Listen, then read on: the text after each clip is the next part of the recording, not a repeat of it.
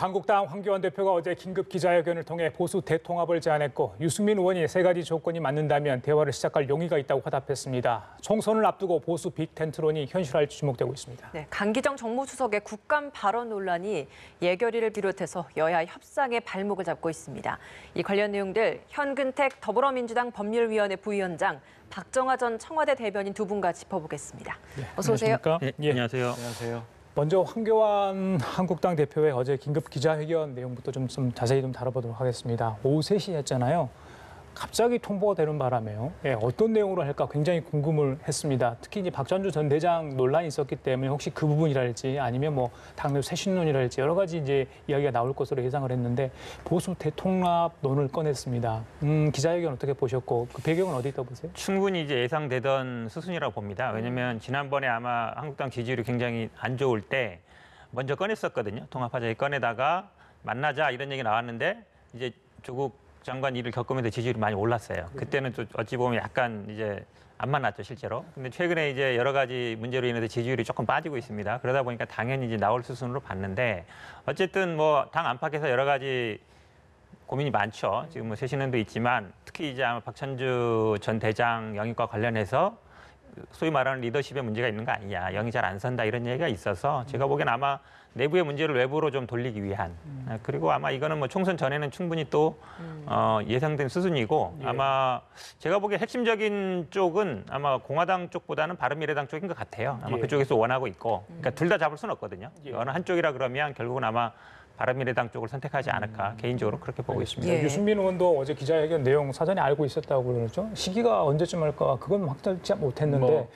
어제 한 것 같아요. 어제라고는 아마 유승민 전 대표도 확신을 못했었는데 좀 있었던 것 같은데 말씀 주신 것처럼 두 가지 측면을 좀 나눠봐야 될 것 같아요.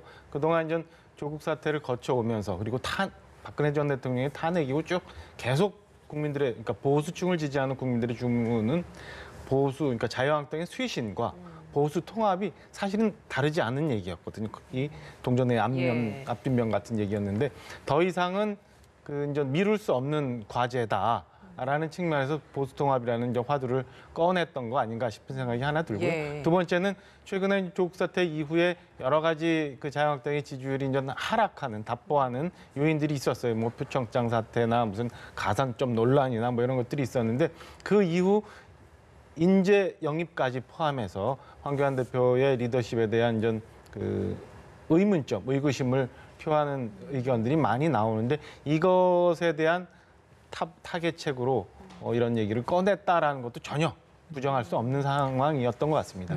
지도부 내에서는 당장 지금이 아니라 좀 다음 달 정도에 좀 고민을 하고 있었다라는 얘기들도 나오기는 하더라고요. 그러니까 그렇다 보니까 좀 설익은 보수 통합론을 내겨온 게 아니냐라는 시각도 있던데요. 그런 면에서 좀 아쉬운 점이 있는데 우선은 좀 전에 말씀 주신 것처럼 그 상대가 돼야 되는 유승민 전 대표도 변혁의 유승민 대표도 시기가 이쯤이었는지 몰랐었다. 그리고 뭐 우리 공화당의 반응도 그렇고 나머지 시민단체라고 할 수 있는 보수권의 이쪽의 반응들도 그랬고 그다음에 기자들마저도 과연 이게 어떤 내용의 기자회견이었나를 사전에 알지 못하는 그런 상황이었기 때문에 제가 볼 때는 좀 급히 이루어졌었던 거 아닌가라는 생각이 들고 그런 면에서 지난번 박찬주 전 대장의 그 인재 영입과 마찬가지로 좀 실무적으로 매끄럽게 진행되지 않았던 그런 면이 좀 있었던 거 아닌가라는 생각이 들어요. 특히나 이런 뭐 당 통합이나 보수 통합이나 뭐 이런 것들은 과거 우리 뭐 삼김시대에서 봤던 것처럼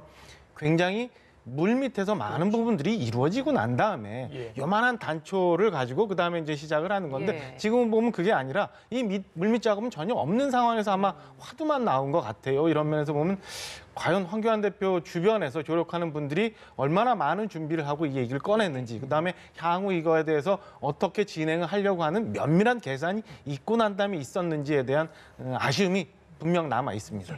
보수 통합의 시나리오 각본이 어떻게 짜여 있는지 황교안 대표가 그걸 가지고 있는지 강론 부분이 좀 부족하다 이런 지적이 있더라고요. 그런데 유승민 의원이 3시간 만에 화답을 했어요. 그렇잖아요. 입장문을 내놨습니다. 거절하지는 않았잖아요. 그렇죠? 진정한 의지가 확인된다면 대화 시작 용의가 있다. 그러면서 3가지 조건을 내걸었습니다. 거기에는 탄핵 이야기가 있지 않습니까? 그렇죠.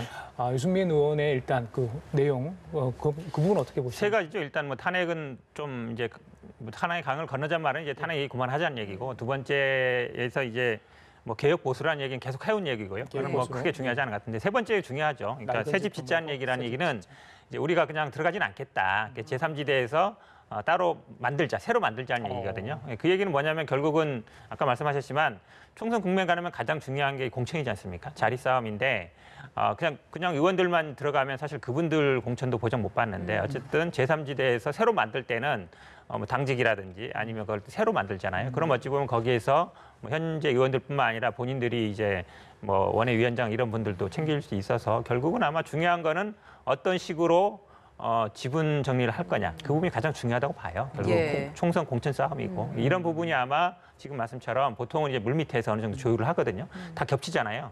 왜냐하면 현역 의원들은 상관없는데 이제 원외위원장이라든지 현역 의원들이 비례대표 있는 게 굉장히 많거든요. 충돌되는 부분이 있어요. 이런 부분을 어떻게 정리할 것인가. 그게 굉장히 중요한 부분입니다. 그게 사실은 안 되면 지난번에 바른미래당 창당할 때도 뭐 위원장이 두 분 있는데도 많이 있었어요. 정리가 안 돼서. 예. 그렇게 본다 그러면 그 부분을 어떻게 정리할 것인가. 총선을 앞두고 공천을 어떻게 정리할 것인가. 이런 부분들을 과연 카리스마 있게 황교안 대표나 아니면 뭐 유승민 전 대표가 그걸 조절할 수 있느냐. 조절을 안 되면 사실은 쉽지 않거든요.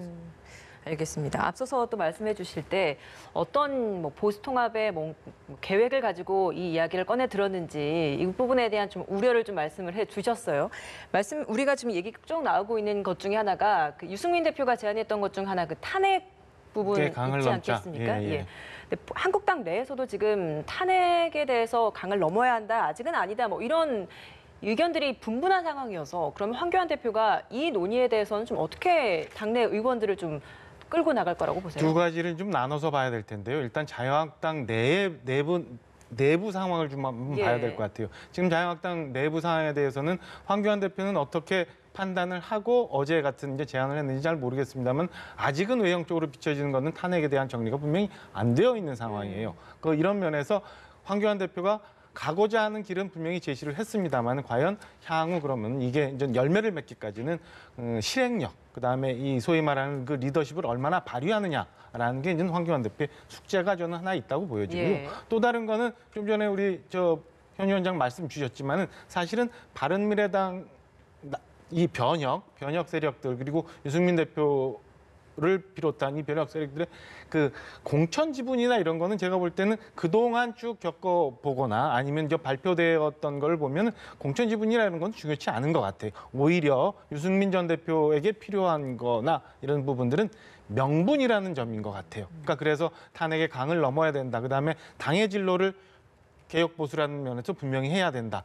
그리고 새 집을 지어야 된다. 오히려 방점을 현 위원장은 뒤에 두셨지만 저는 뒤는 새 집을 지어야 된다는 별로 중요치 않은 것 같고요. 앞에 두 부분이 오히려 중요한 것 같다. 예. 그래서 일단은 자유한국당 내에서 내부적으로 탄핵이라는 면 그리고 지금까지 한 3년여 지나오면서 그 변화해야 된다, 쇄신해야 된다라는 국민적 요구를 자유한국당 내부적으로 얼마나 지금 받아들이고 있고 그에 대한 요구를 해결할 그다음에 받아들일 준비가 되어 있느냐가 지금 보수통합의 논의가 시작된 여기서 가장 중요한 변수가 아닐까 이렇게 판단을 합니다. 저는 약간 조금 다른 생각인데요. 사실은 예. 저는 탄핵 문제는 서로 언급 안 하는 걸로 암묵적으로 합의를 할 것 같아요. 왜냐하면 특히 이제 수도권에 있는 뭐 친박 의원들 최근에 그 윤상현이라든지 김진태 의원 발언을 보면 뭐 바른미래당하고 함께 할 수 있다. 이 얘기 뭐냐면 선거에 나와서 안 될 것 같거든요. 수도권에 있는 분들은. 물론 영남 분들은 아마 제가 보기에 뭐 탄핵 문제 계속 물고 늘 것 같지만 사실은 뭐 영남 지역만 갖고 안 되잖아요. 그럼 수도권에 있는 많은 아마 뭐 의원이든 원외위원장들은 그 문제 굳이 우리가 계속 얘기할 필요 있느냐. 황교안 대표도 최근에 보면 그 문제 그냥 덮고 가자. 그러니까 탄핵 문제에서 서로 얘기 안 하는 방향으로 그런 식으로 합의하지 않을까. 오히려 제가 보기엔 암묵적인 동의가 그렇게 이루어지고 있지 않은가 이렇게 봅니다. 예, 당내 쇄신도 채 안 되는 모양새가 계속 노출이 됐는데 보수 통합이라니 당 내에서 통합기구 만들고 당 밖에서 또 만든다고 하지 않았습니까? 앞으로 어떻게 좀 전개될 것으로 예상을 하십니까? 일단 뭐 유승민 대표하고 대화는 하겠지만 당 안에서 협의기구 하나 만들어질 것 같은데 그 부분 어떻게 보세요? 이게 이제 보수통합이라는 게 아까 말씀드린 것처럼 사실은 자유한국당의 쇄신과 전혀 뗄 수 없는 같은 이름인데 그 당내 인적 쇄신, 공천, 뭐 당의 진로 이런 것과 다 복합적으로 연루돼 있어요. 그러니까. 그 외에 또 뭐 연동형 선거제까지 다 포함되어 있는 문제이기 때문에 굉장히 지난한 과정을 좀 거쳐가지 않을까라는 생각이 들고요. 지금 그 통합이라는 뭐 기구를 당내에 설치해서 기구가 만들어진다고 해서 이게 되는 일이 아니기 때문에 그렇지. 저는 아까도 말씀드린 것처럼 자유한국당 내에 어떤 부지기가 이루어지느냐 그리고 이 지금의 그 굉장히 곤궁한 상황을 헤쳐나가서 보수 야당의 기치를 다시 들고 국민들로부터 지지를 받을 수 있는 그런 모양을 만들 수 있느냐 개개인들의 희생과 반성과 정말로 그 국민들에게 지지를 다시 얻고자 하는 이 뼈를 깎는 쇄신이 없으면 이것도 그냥 공허한 얘기로 넘어갈 수밖에 없는 상황 아닌가 이런 생각이 듭니다. 예, 쇄신 이야기를 해주셔서 어제 황교안 대표가 총선에서 험지 출마도 불사하겠다라는 네네. 입장을 밝혔습니다. 김태흠 의원이 희생을 해야 한다라는 이야기에 대한 좀 답변 차원이었을 것 같아요. 이런 황교안 대표의 이런 결단이 다른 중진 의원들의 어떤 쇄신 움직임 여기에도 좀 영향을 주겠습니까? 그러니까 보통 이제 초선이라든지 뭐 쇄신파 이런 분들이 이렇게 뭐 얘기를 하면 당대표에서 바로 잘 받지는 않거든요. 저희 당도 보면 어쨌든 그런 상황인데 저는 이제 이분이 이제 친박이고 물론 이제 뭐 충청도죠. 예. 이긴 합니다만 찍었어요. 영남의 강남 3구에 3선 이상. 그다음에 이런 분들 그다음에 특히 또 방점 뒤에 있는 것 같은데 이제 지도부에 했던 분들 그러니까 딱 떠오르는 사람들이 3분 정도 있죠. 이분들이 어쨌든 영남에 출마하지 말아라. 어쨌든 험지로 나와라 이 얘기잖아요. 그 얘기 했는데 바로 황교안 대표가 바로 응답을 한단 말이죠. 그럼 혹시 이제 염두에 두는 게 이제 예를 들어서 비박을 염두에 둘 수 있는 김무성 의원이라든지 이런 분들도 좀 용태라라든지 그런 의미가 아닌가. 왜냐하면 이분이 어쨌든 그전에는 친박에 속했던 분인데 예. 그리고 황교안 대표도 친박의 지지를 받아서 당선됐단 말이죠.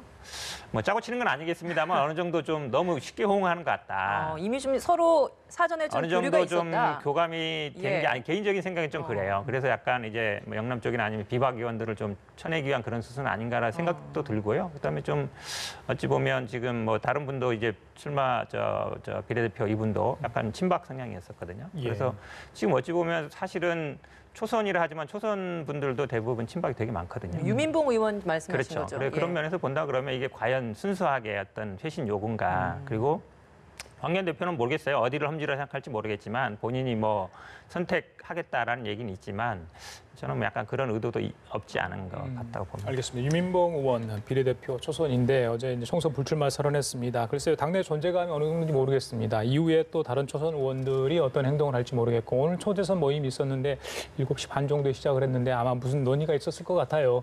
예, 어떻게 보십니까? 이 또 불출마 선언에 대해서는? 일단은 유민봉 의원 불출마 선언에 대해서는 그 전에도 말씀을 하셨고 그다음에 그 본인이 이제 보수 통합이라는 것, 그다음에 자유한국당이 지금 현재 그릇으로는 국민 지지를 못 받는다라는 얘기를 하시면 이제 불출마 선언했는데 그 부분에 대해서는 저는 뭐 평가를 하고 싶어요. 평가를 하고 싶은데 지금 현재 그 이전에 그저께 있었던 우리 김태흠 의원의 이제 발표 내용이나 이런 것들을 보면 전체 말씀하시는 내용과 소용 내용이 과연 같은가라는 데는 조금 당 일각에서 하는 얘기에 대해서 일리도 있다. 그런 면에서 민주당의 지금 이철희 의원이나 표창원 의원이 그 물꼬를 터서 가고 있는 인적 쇄신의 분위기와 자유한국당이 지금 하고 있는 분위기가 꼭 결이 같은 것만은 아니다라는 느낌도 약간은 있고요. 그래서 그 먼저 말씀드린 것처럼 뭐 대표도 스스로 내려놨다. 아니면은 뭐 오늘 초재선 모임도 있고 거기서 아마 성명서도 발표가 될 것 같고요. 보수통합이라는 그 대표의 화두에 대해서도 굉장히 응원하는 그런 내용들이 발표될 거로 이제 전해지고 있는데 말씀드린 것처럼 나머지 내용들이 자유한국당이 정말 분골쇄신하고 국민들로부터 또다시 사랑을 받기까지는 좀 더 시간이 좀 많이 필요하지 않을까라는 생각이 들고 앞서도 말씀드린 것처럼 그런 면에서 보수통합의 화두가 너무 좀 일찍 나오지 않았느냐. 밑그림이 있기 전에 너무 일찍 나오지 않았느냐. 예. 그래서 이게 결실을 맺기까지는 자유한국당이 굉장히 내분에 당분간은 좀 휩싸이지 않을까라는 판단을 합니다. 예, 예. 알겠습니다. 자, 이제는 강기정 정무수석 얘기 좀 하겠습니다. 네. 어제 애결이 일단 뭐 한국당이 반대했지만 국회를 찾긴 찾았습니다. 뭐 기자들 앞에서 사과 얘기도 좀 했는데 정상적으로 뭐 애결이가 진행되지 못했잖아요. 오늘 종합정책 질의를 하는데 한국당에서는 뭐 노영민 실장의 사과를 요구하는 것 같고 바른미래당은 뭐 이낙연 총리의 또 사과 표명을 요구를 했는데 오늘 이낙연 총리가 정책 질의에 나와서 송구스럽다는 얘기를 했습니다. 감정 절제를 못한 것 같다 이런 얘기를 네네. 했는데 일단 어떻게 보셨습니까? 아침 상황? 일단은 제가 보기에 가장 좋은 방법은 강기정 수석이 나경원 원내대표를 찾아가서 몇 번이라도 찾아가서 죄송하다. 어제는 아니라고 그랬잖아요. 아직 감기. 그러니까 오지 말라 그러니까 이제 오지 말라 찾아오지 말라 그러니까 뭐 가는 것도 좀 이상하지만 그래도 어쨌든 뭐 본인 질의 시간이 아니었고 그 다음에 약간 뭐 약간 욱하는 성격이 있으신 것 같아요. 그런 것이라서 사실은 뭐 대외적으로는 지금 그날도 사과했고 지금 언론에도 뭐 100번 사과드린다 말씀드렸는데 가장 좋은 방법은 당사자 찾아가서 사과하는 가장 좋다고 보고요. 아마 이 개인의 어떤 문제가 이게 뭐 총리라든지 아니면 뭐 대통령 문제라든지 얘기할 건 아닌 것 같고. 근데 이게 나경원 원내대표의 어떤 그런 그와의 공방이 아니라 어떤 국회를 무시한 차원으로 청와대를 보는 시각으로 이렇게 지금 한국당 쪽은 보고 있는 거 아니겠습니까? 근데 제가 보기엔 그런 성격보다 아마 강기정 수석의 개인적인 어떤 약간 그 성격 그게 작용한 것이지 평소에 보는 그런 거 아닌 것 바른미래당도 같아요. 지금 또 비판을 하고 있는 상황이거든요. 그러니까 그래도 일단 당사자는 나경원 원내대표인 것 같고요. 나경원 원내대표를 직접 만나서 아마 정치라는 게 어떤 식으로든지 뭐 대화 타입이기 때문에 가서 일단 뭐 사과드리는 게 맞다고 보고 그다음에 뭐 바른미래당 측에서는 뭐 유감 표명 정도는 되지 않을까라고 봅니다. 근데 이게 사실 일주일 정도 됐거든요. 이거 하나 가지고 지금 어찌 보면 앞으로도 할 일이 많거든요. 지금 뭐 패스트트랙도 있고 예산안도 있고 할 일 정말 많은데 마지막 국회인데 이거 하나 가지고 지금 일주일씩 이걸 이렇게 끌고 갈 일은 아니다라고 봅니다. 오늘 그 강기정 정무수석 페이스북에 올린 사진이 하나 있었습니다. 어제 김재원 예결위원장이랑 맥주 한 잔을 했다라고 이야기를 하면서 굉장히 좀 비슷한 경력을 가지고 있는 사람이라서 뭐 같음과 다름을 느꼈다. 근데 여기에서 같음이라는 것은 예결위원회에 열려서 예산 제 시간 안에 통과시켜야 한다라는 데는 서로 같은 뜻이었던 것 같다라는 이야기였습니다. 사진을 또 저희가 좀 준비를 해봤는데 사진을 보면 굉장히 좀 표정도 좀 밝아 보이고요. 서로 일단 분위기는 좀 좋아 보입니다. 어제 이 회동이 이번 이 논란에 있어서의 어떤 좀 물꼬를 틀 수 있는 계기가 될 수 있을 거라고 보세요. 강기정 수석이 버럭이 없고 저런 사진이 나왔으면 국민들이 얼마나 좋아했겠습니까? 라는 아쉬움이 있는데 일단은 국회가 저게 이제 강기정 수석의 버럭이 국감의 마지막 날인 청와대를 대상으로 하는 운영위에서 나왔어요. 근데 현재 우리나라 모든 여러 가지 상황에 대해서 뭐 안보, 경제 뭐 이런 여러 가지 상황에 대해서 사실은 모든 표적이 청와대로 갈 수밖에 없는 상황이었거든요. 그러다 보면은 그런 면에서 보면 저는 강기정 수석이 굉장히 의도된 발언이었고 의도된 도발이었다라는 생각을 합니다. 그런 면에서 100번, 1000번 강기정 수석이 잘못했다고 보고요. 국회가 지금 민의를 얼마나 대변하고 있는지에 대한 논의는 제외하고라도 국회의원이 국민을 대신해서 피감기관에 대해서 질의를 하는데 저렇게 말씀을 하고 저렇게 반응하는 거는 잘못됐는데 이 건에 대해서는 좀 본인이 물론 사과를 하고 있고 그다음에 예산이라는 게 좀 처리해야 될 산이 많잖아요. 넘어가야 될 게 많기 때문에 저는 뭐 이렇게 가다 좀 흐트러지지 않을까, 어느 정도 넘어가지 않을까라는 생각이 들고 또 하나 중요한 건 뭐냐면 확인은 되지 않습니다만은 연말 내에 뭐 내각 내지는 청와대 이 개편 얘기도 있어요. 이런 것까지 다 고려해서 강기정 수석이 저는 도발을 했으리라고 보여지고요. 그렇다면은 이런 문제들이 이제 얘기가 진행되면서 자연스럽게 저 문제는 좀 흐트러지고 넘어가지 않을까라는 추측을 합니다. 예, 현 의원님 어제 100번 사과할 수 있다 네네. 이렇게 100번 사과한다는데 그 뒤에 국회 이야기 좀 했잖아요. 야당에 또 순소리 아니고 약간 뒤끝 여운을 남겼어요. 네네. 시계추 같은 이야기도 했고요. 그 부분 어떻게 보십니까? 그러니까 정치인이시죠 이분이. 그러니까 아마 그냥 뭐 정무수석 이렇게 간 게 아니라 정치를 오래 하셨거든요. 오래 하시고 이런 분이라서 아마 노영민 시장이나 강기정 수석의 특징이 정치를 오래 하셨다는 분들이죠. 그러니까 국회의원도 했었기 때문에 그러니까 예전에는 이제 어찌 보면 추궁하는 입장이다가 앉아도 추궁 당하니까 이제 그런 부분이 있을 것 같은데 제가 보기엔 뒤끝이다. 그러니까 야당 탓.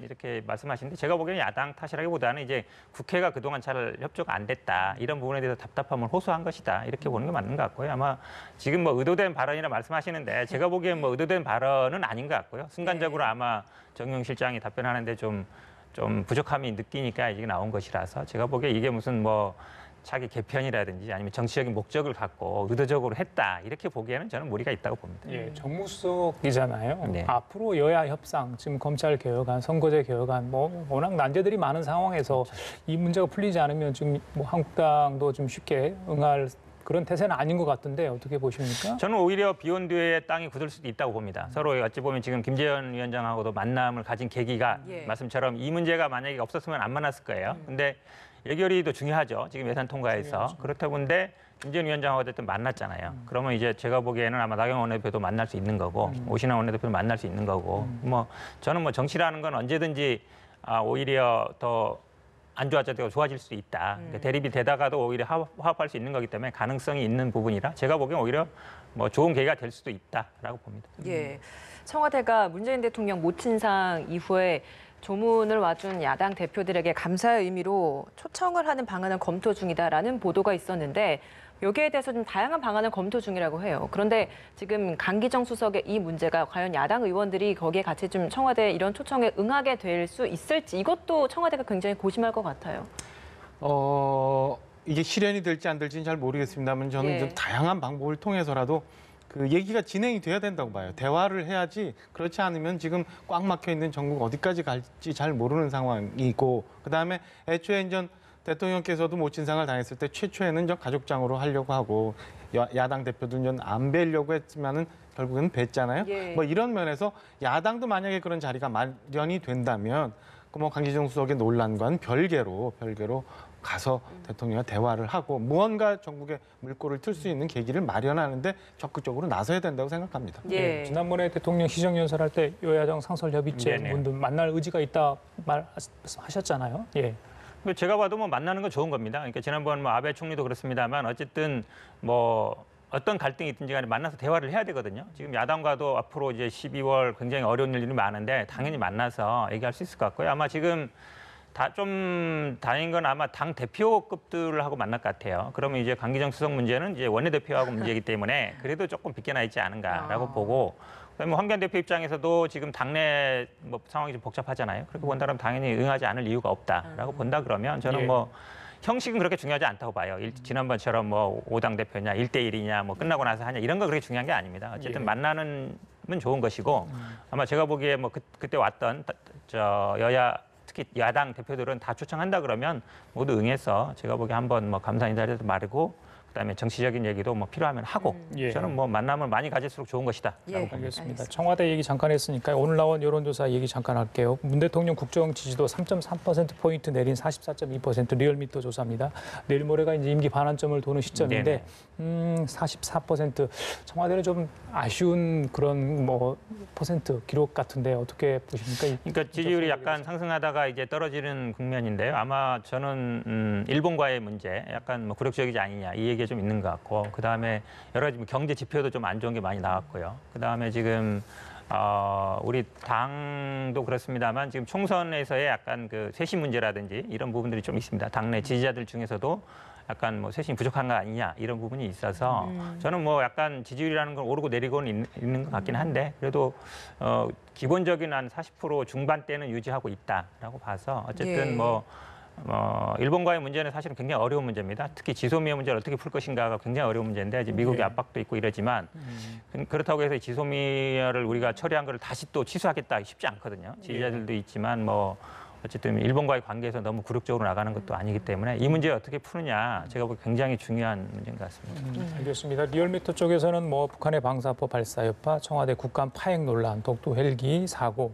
대입 정시 확대 논란 이런 것들이 아마 이 안에 작용해서 녹아들어서 아마 이런 결과가 나오지 않나 이렇게 분석을 했는데 그 전주에 비해서 한 3, 4%가 긍부정이 이제 교차한 것 같은데 오히려 이번 주가 좀 제자리를 잡아가는 여론 아닌가 싶은 생각이 들어요. 그러니까 조국 사태 이후에 대통령과 청와대에 대한 그 국민들의 시각이 정책적인 면에서 크게 변화가 없었는데 오히려 지난주에 이제 대통령이 이제 모친상 당하고 뭐 이런 것들 때문에 약간 긍정평가가 조금 과다 계상이 되지 않았나 싶은 생각이 들고요. 지금 오히려 지금 자리를 잡아가고 있는데 당분간 이런 상황이 조금 계속되지 않을까라는 생각이 들어요. 그러니까 정부 여당에서도 뭔가 획기적으로 풀 수 있는 돌파구를 못 찾고, 그다음에 야당도 여전히 뭐 국민들의 화답할 수 있는 대안이 안 나오는 상황이 진행이 된다면 이런 상황이 좀 당분간은 횡보 상태로 가지 않을까라고 전망을 합니다. 예, 정당 지지도도 좀 보면요. 더불어민주당은 38.2%, 그러니까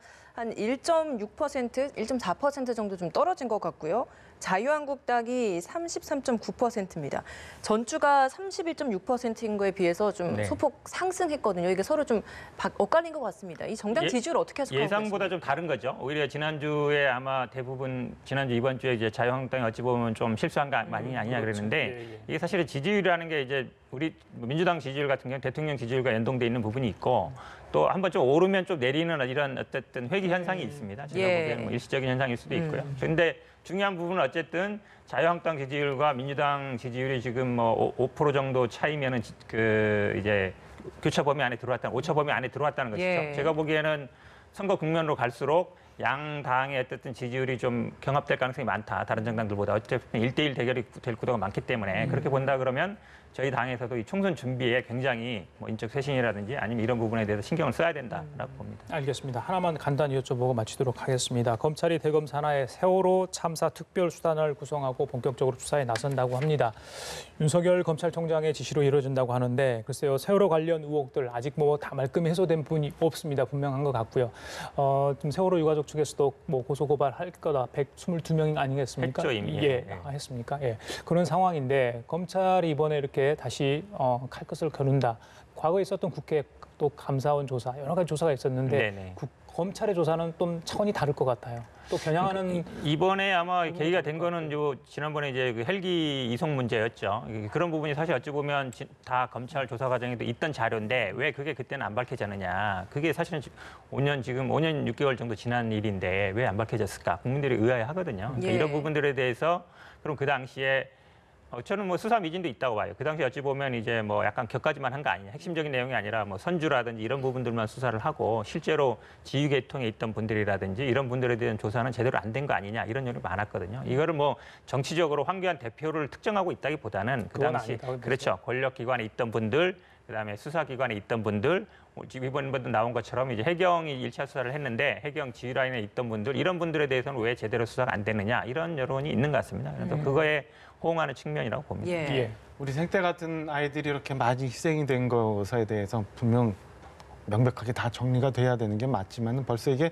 그 여러 단위의 수사, 조사 뭐 이런 것도 6번째라고 하는 것 같아요. 그래서 예. 과연 언제까지 이런데 우리가 매몰되어야 되느냐라는 일각의 의문에 대해서는 좀 동의할 부분도 있는 것 같고요. 아무래도 지금 그 사고 당시의 문제보다는 지휘선상의 문제에 대해서 의문들이 많이 나오는 거라서 정치적 논란을 피할 수 없다라는 생각이 좀 드네요. 알겠습니다. 지금까지 현근택 더불어민주당 법률위원회 부위원장 박정아 전 청와대 대변인이었습니다. 말씀 잘 들었습니다. 고맙습니다. 맞습니다.